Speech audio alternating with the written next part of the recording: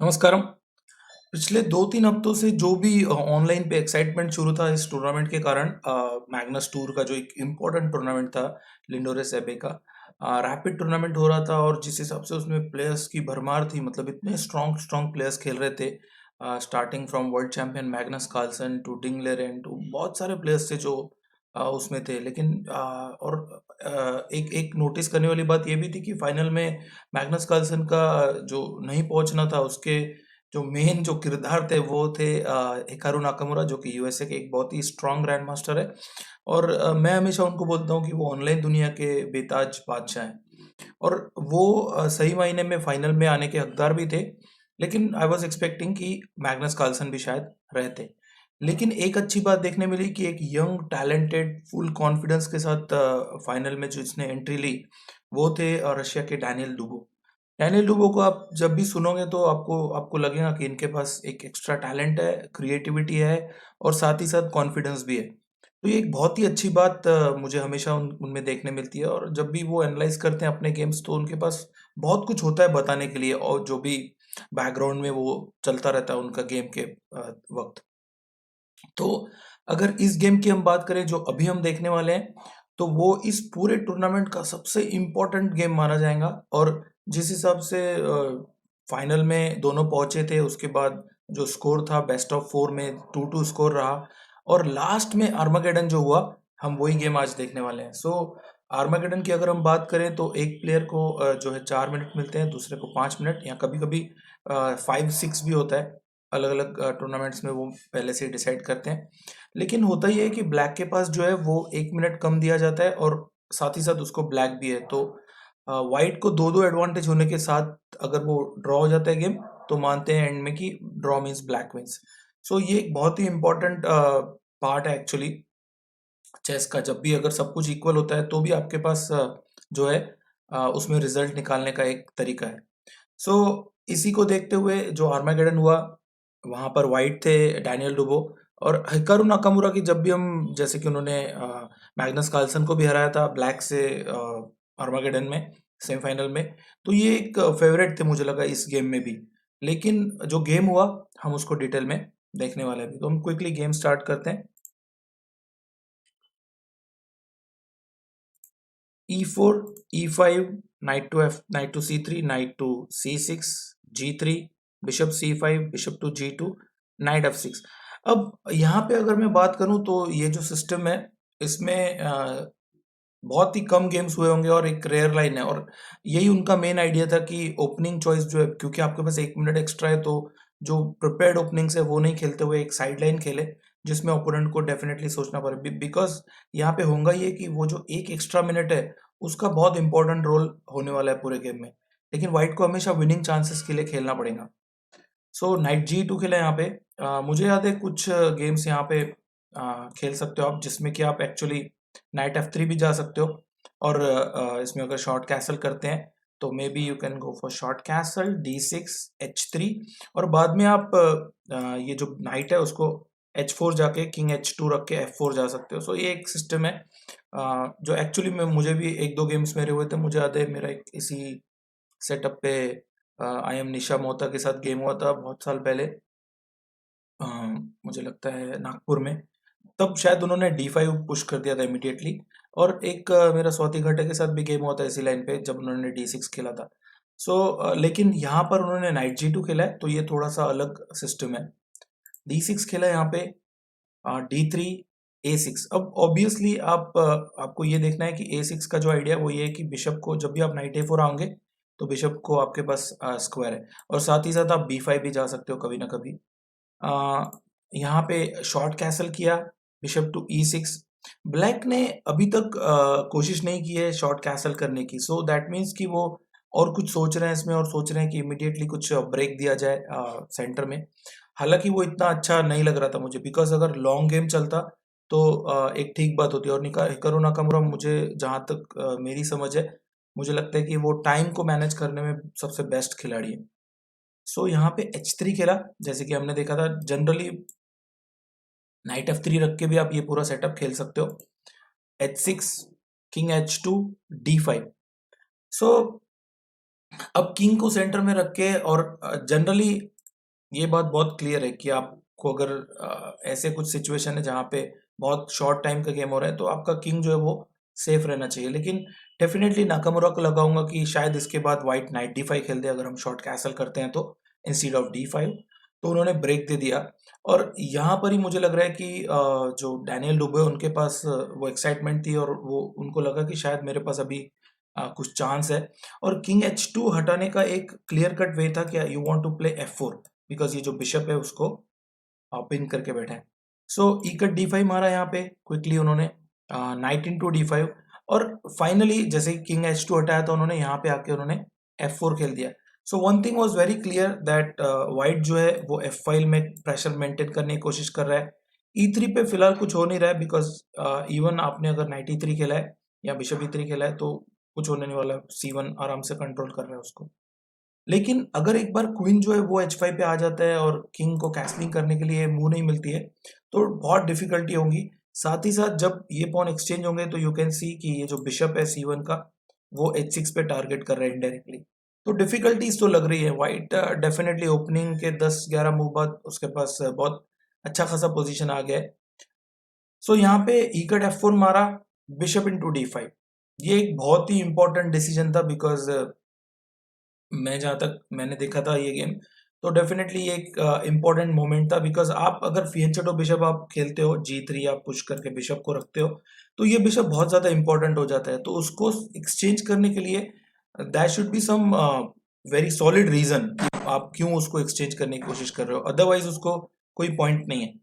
यहाँ पर वैसे देखा जाए तो एक्चुअली F/G3 एक ऑप्शन था यहाँ पे, लेकिन F/G3 को अगर हम देखें तो यहाँ पे नाइट इंटू G3 आ सकता है and bishop into D5, may be now आप क्वीन H5 खेल सकते हो जिसको NE7 आके आप शॉर्ट कैसल तो नहीं कर सकते थे क्योंकि D5 मर रहा था, और आप अगर बिशप रिमूव करोगे तो C5 मर रहा है, so knight E7 is the only way. और इसके बाद मुझे लगता है आप night into D5 queen into D5 ये पोजीशन एक्चुअली आप खेल सकते थे, जिसमें अभी भी एक प्रॉब्लम है कि अगर हम देखें तो क्वीन इंटू D5 आ रहा है, नाइट इंटू D5 को रुक F4 आ रहा है, देन द प्रॉब्लम इज कि आप अगर C6 जाते हो तो C4 आ रहा है, फिर रुक इंटू C5 आ रहा है, बट आप लॉन्ग कैसल कर सकते हो जिसमें अगर C4 आता है तो मे बी नाइट B4, और ये अभी भी प्लेबल है। इवन अगर आप बोलेंगे कि यहाँ पे रुक इंटू C5 आ रहा है तो उसके बाद भी ये पोजीशन उतनी लॉस्ट नहीं है जितनी कि एक्चुअली उन्होंने गेम में ला लिया था। सो यहाँ पे बिशप इंटू D5 के बाद एक्चुअली गेम में उन्होंने बिशप इंटू D5 मार दिया और सडनली ये पोजीशन जो है वो बहुत ही मुश्किल वाली आ गई नाकामुरा के लिए, और इतनी मेहनत करने के बाद जब वो फाइनल आए थे और $45,000 डॉलर्स का प्राइस फंड था इसके पीछे फर्स्ट के लिए, ऑफ कोर्स उनको सेकंड प्राइज के लिए अच्छा खासा अमाउंट मिला, लेकिन फिर भी एक इम्पोर्टेंट गेम था उनकी लाइफ का, और खासकर कार्लसन को हराने के बाद उनका एक्सपेक्टेशन था। सो यहाँ पे नाइट इंटू F4 मारा और सडनली आप देखिए कि ये पोजीशन में जो है बिशप मर रहा है और उसको कोई मूव ही नहीं है। अगर आप बिशप E6 खेलते हैं तो simply knight into E6 F into E6 and then queen H5 आ रहा है जिसमें C5 मर रहा है। सो बहुत ही मुश्किल वाली घड़ी है ये, और किंग जो है वाइट का बहुत ज़्यादा सेफ है, तो ये तो हो नहीं सकता था। तो यहाँ पे नाइट इंटू F4 के बाद नाइट E7 खेला। जब मैं एनालिसिस देख रहा था तो मुझे याद है कि पीटर स्वीडलर जो कि एक बहुत ही स्ट्रॉन्ग ग्रैंड मास्टर हैं और कमेंटेटर रहते हैं हमेशा Chess24 पे, उन्होंने बोला था कि सबसे ईजिएस्ट वे यही था कि आप जो है नाइट इंटू मार के F into D5 knight into D5 and then simply queen H5 आ जाए, एंड मुझे लगता है यहाँ पे शायद रिजाइन ही करनी पड़ेगी, ऐसा ऐसा डेफिनेटली लग रहा है बिकॉज यहाँ से कुछ भी क्लियर कट नहीं है, सीधा क्वीन कट मेट हो रही है F7 और नाइट मर रहा है, और आप नाइट को F6 भी नहीं खेल सकते हो बिकॉज C5 मर रहा है। सो ये एकदम रिजाइनिंग पोजीशन था और इस वक्त उनके पास 2 मिनट के ज़्यादा ही टाइम था, तो मुझे नहीं लगता कि शायद नाकामुरा कंटिन्यू करते। लेकिन गेम में उन्होंने नाइट E7 के बाद यहाँ पे क्वीन H5 खेला था क्लियरली, ये भी सेकेंड बेस्ट विनिंग मूव होना चाहिए, लेकिन definitely knight into F5 knight into D5 and then knight D5 queen H5 was best. तो यहाँ पे C6 खेला, knight into D5 C into D5, finally अभी भी यहाँ पे प्रॉब्लम्स हैं बिकॉज आप देख सकते हैं कि बिशप को एक्सचेंज करने का पॉइंट ये था इसमें कि अब अगर हम देखें इसको कि क्यों उन्होंने नाइट इंटू D5 नहीं मारा, तो ये भी हमको चेक करना चाहिए because still you have this night E6, because इसमें आप देखिए क्वीन पे अटैक है, बिशप पे अटैक है, and even if you play queen E7 तो होगा ये कि एक तो क्वीन इंटू F7 जो थ्रेट था, चलो आपने उसको तो बचा लिया, बट आप नाइट इंटू C5 एक आ सकते हो, इवन आप नाइट इंटू G7 भी आ सकते हो। सो आई थिंक ये पोजीशन जीतना चाहिए वाइट। सो हालांकि गेम में उन्होंने C इंटू D5 मार दिया था। मैं बोलूँगा कि आप पॉज करके चेक कर सकते हो कि क्या पोजीशन में यहाँ पे आ रहा है वाइट के लिए, बिकॉज जिस हिसाब से किंग सेंटर में पड़ा है, जैसे मैंने बोला था कि ऐसे पोजीशंस में किंग को सेंटर में रखना विल बी रिस्की, बट यहाँ पे जो है ये भी अनसपोर्टेड है, क्वीन पे थ्रेट्स आ सकते हैं, G7 पे प्रॉब्लम आ सकता है। सो यहाँ पे नाइट E6 आ गया और इसके बाद ये पोजीशन बहुत ज़्यादा माइनस लग रही है। समहाउ ब्लैक ने जो है क्वीन D6 खेला यहाँ पे, और कुछ ऐसे सिचुएशंस आए जहाँ पे उनको क्वीन देना पड़ा, उसको हम आगे देख रहे हैं। नाइट इंटू G7 खेला यहाँ पे, किंग टू D7, रुक इंटू F7। फाइनली अब यहाँ पे देखा जाए तो 2 पॉन अप है वाइट और किंग बहुत सेफ है। एक बार अगर बिशप रिमूव हो जाता है, इम्प्रूव हो जाता है, तो रुक भी ज्वाइन कर लेगा अटैक को, और ये ब्लैक का किंग बहुत ज़्यादा खराब है। तो इवेल्युएशन तो यही बोलता है कि जो पोजीशन है वो कम्प्लीटली विनिंग है, लेकिन टाइम की बात थी और यहाँ पे बहुत कंट्रोल करना था खुद को साइकोलॉजिकली भी, क्योंकि एक बहुत इंपॉर्टेंट टूर्नामेंट जीतने के बहुत करीब थे डैनियल डुबो। रुक F8 खेला यहाँ पे, बिशप टू F4। फाइनली उन्होंने रुक इंटू F7 मार दिया और क्वीन दे दिया, ताकि उनको लगा कि एटलीस्ट मैं पूरा गेम खेल सकता हूँ। उसके बाद bishop into D6, rook F2 check, king to H1। Definitely आप किंग G1 नहीं आ सकते हो, क्योंकि रुक F5 डिस्कवर्ड चेक आ रहा था और क्वीन मर जाता। लेकिन यहाँ पे रुक किंग H1 को बिशप इंटू D6 खेला, और यहाँ पर आप देखिए कि व्हाइट के पास क्वीन और 2 पॉन है फॉर रुक एंड बिशप, जो कि बहुत ही हेल्दी मटेरियल है उनके पास यहाँ पे।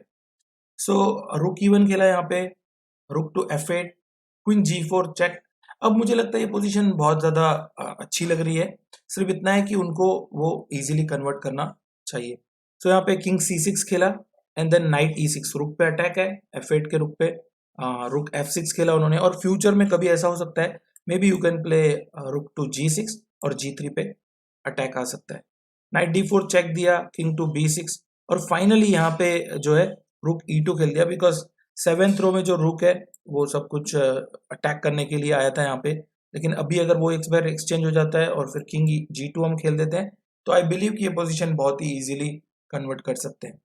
रुक F1 चेक दिया, king G2 and then night C6। अब वैसे देखा जाए तो ब्लैक को पीसेस एक्सचेंज करने के लिए नहीं जाना चाहिए, पर बहुत अच्छे मूव्स अवेलेबल है नहीं, और क्योंकि ये इंक्रीमेंट वाला गेम नहीं था, तो आपको क्विकली मूव्स भी देना है। सो नाइट C6 खेला उन्होंने, knight into C6, B into C6 and C3।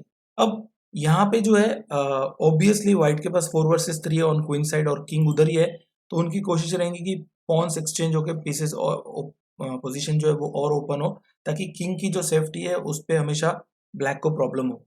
सो यहाँ पे रुक F5 खेला, may be the idea is कि आप रुक G5 और रुक इंटू G3 आ रहे हो। यहाँ पे B4 खेला, अभी आप अगर रुक G5 खेलते हो तो क्वीन D4 चेक आ रहा है। B4 का आइडिया यही था कि अब एटलीस्ट ये नहीं आ रहा है, और साथ ही साथ F6 भी मर रहा है इसमें। सो यहाँ पे जो है किंग B7 खेला उन्होंने एक्चुअली B4 के बाद, क्वीन G7 चेक। अभी एक प्रॉब्लम है इसमें, अगर आप नीचे जाओगे लास्ट रो में तो रुक E8 चेक आ रहा है, B6 आओगे आप तो A4 A5 और क्वीन B7 जैसे चेक आ रहे हैं, और अगर आप रुक F7 खेलोगे जो कि उन्होंने खेला था, तो क्वीन इंटू H6 मर रहा है, जिसमें और एक पॉन मर गई है और D6 पे अटैक है। सो यहाँ पे फाइनली उन्होंने बिशप C7 खेला, क्वीन टू E3। अब सब कुछ कंट्रोल है, हम इसको क्विकली फिनिश करते हैं बिकॉज मुझे लगता है ये कम्प्लीटली विनिंग है अभी। बिशप B6 खेला, D4, किसी प्रकार का कोई काउंटर देने की कोशिश नहीं कर रहे हैं यहाँ से डैनियल डुबो। बिशप टू C7, फिर से रुक G7 आने की कोशिश कर रहे हैं, H4। अब किसी भी हालत में आप इसको कंट्रोल नहीं कर सकते, और इवन कभी अगर ऐसा हो भी जाता है कि क्वीन के बदले रुक और बिशप मिलता है व्हाइट को, तो भी वो रुक एंडिंग बहुत विनिंग रहेंगी। सो यहाँ पे A5 खेला ब्लैक ने, A3, A4। यहाँ पे वो कोशिश कर रहे हैं कि क्वीन साइड जितना हो सके ब्लॉक हो। क्वीन D3 खेला, डेफिनेटली C4 और B5 थ्रेट है यहाँ पे। रुक F1, B5, और इस ब्रेक के बाद किंग की जो सेफ्टी है वो भी चली गई है पूरी। फाइनली उन्होंने रुक 1 F6 खेला, pawn takes pawn, king into pawn and then queen A6 check. अभी यहाँ पे आप देखिए कि किंग को बहुत अच्छे स्क्वायर्स नहीं है, और हालांकि टाइम बहुत कम है अभी, एक हिसाब से 42 सेकंड्स अगेंस्ट 31 सेकंड्स हैं, लेकिन फिर भी इसको फिनिश करना ज़रूरी है, बिकॉज ऐसे पोजीशन में हो ये सकता है कि आपने अगर थोड़ा सा रिलैक्स कर लिया तो जो ओपोनेंट है वो आपको फ्लैग के लिए जा सकता है। सो बिशप b6 खेला यहाँ पे, queen into a4, king to b7 and then queen e8। Definitely उनका आइडिया है कि एक रुक एक्सचेंज कर लो ताकि किसी प्रकार का कोई रिस्क ना हो, और फिर फ्यूचर में आप इन पॉन्स को आगे बढ़ा सकते हो। रूक एफ8 खेला यहाँ पे, rook check, bishop to c7, queen b5 and finally after rook b6 यहाँ पे बहुत ही इजी उन्होंने देख लिया टैक्टिक्स की। यहाँ पे हालांकि उनके पास टाइम भी ज्यादा था और पोजीशन भी अच्छी थी, तो कम्प्लीटली विनिंग है। And may be black was expecting कि क्वीन इंटू d5 मर रहा है, लेकिन यहाँ पे उन्होंने बहुत अच्छा देखा कि रुक इंटू c7 आके यहाँ पर एक्चुअली उन्होंने रिजाइन कर दिया था हिकारू नाकामुरा ने। और डैनियल डूबो की लाइफ का एक बहुत ही इंपॉर्टेंट टूर्नामेंट है ये, मुझे लगता है, जो उन्होंने जीता है, बिकॉज बहुत स्ट्रांग प्लेयर थे। और अब इसको मार नहीं सकते बिकॉज क्वीन c5 चेक में एफ8 मारा। सो एक बहुत ही बेहतरीन टूर्नामेंट का, एक बहुत ही स्ट्रांग टूर्नामेंट का, एक बहुत ही एक्साइटिंग टूर्नामेंट का यहाँ पे एंड हो गया, जहाँ पे जो फेवरेट थे बहुत सारे प्लेयर्स के, हिकारू नाकामुरा, जो कि ऑनलाइन में भी बहुत ही स्ट्रांग खेलते हैं वो, उनका उनका जो मैं बोलूँगा स्ट्रगल, तो उनका जो लाइन था वो एंड हो गया यहाँ पे आके, और फाइनल में डैनियल डुबो ने उन पर एक स्ट्रांग विक्ट्री मैं बोलूँगा क्रिएट किया। तो ये एक बहुत ही अच्छा टूर्नामेंट रहा, बहुत कुछ सीखने मिला, मैंने बहुत कुछ वीडियोस ऑलरेडी अपलोड किए हुए हैं, कभी मैंने लाइव भी किया था। उम्मीद है आपको कुछ सीखने मिला होगा। अगर आपको लग रहा है कि और भी कुछ है जो छूट गया था या कुछ मैंने सही तरीके से नहीं बताया, तो यू कैन मैसेज। अगर आपके पास और कोई गेम है तो आप मुझे बोल सकते हो, I will try to explain it, right. और बहुत जल्दी हमारे इंडिया के एक स्ट्रॉन्ग इंटरनेशनल मास्टर हैं अनूप देशमुख, जो इंडियन टीम के भी कोच रहे हुए हैं और बहुत ही एक्सपीरियंस्ड प्लेयर हैं, बहुत ही जल्दी वो भी लाइव आने वाले हैं हमारे चैनल पे। तो मुझे उम्मीद है आप तब ज्वाइन करोगे। अभी तक के लिए इतना ठीक है, आप सेफ रहिए, घर पे ही रहिए। Thank you, bye.